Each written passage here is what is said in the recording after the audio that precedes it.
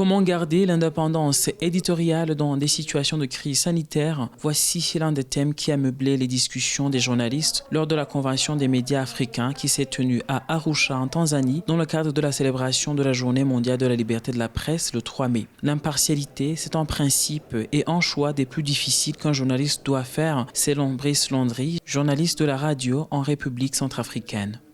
Nous avons une grille que nous appelons une grille de crise.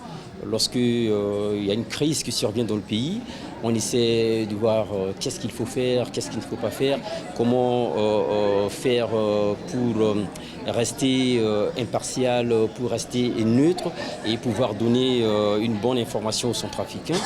Et c'est ce que nous faisons, nous arrivons à le faire jusqu'à aujourd'hui.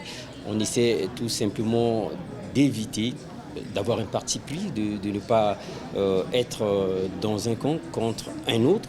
Madagascar est le premier pays africain qui connaît ouvertement une crise humanitaire causée par le changement climatique, selon le Fonds des Nations Unies pour l'enfance, UNICEF. Tsant est une jeune journaliste, rédactrice en chef adjointe d'une radio pour les jeunes.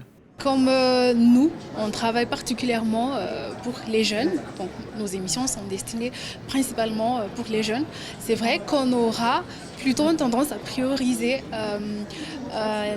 les jeunes dans nos reportages et dans notre démarche journalistique, c'est-à-dire comment ils vivent la situation, quels sont les impacts de la situation sur eux, quelles sont leurs attentes.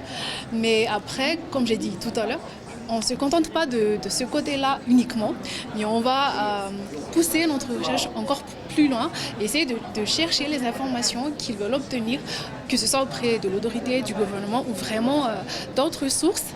Et on va essayer de les offrir d'une façon, dans un langage qui soit compréhensible, dans un langage adapté aux jeunes par la suite.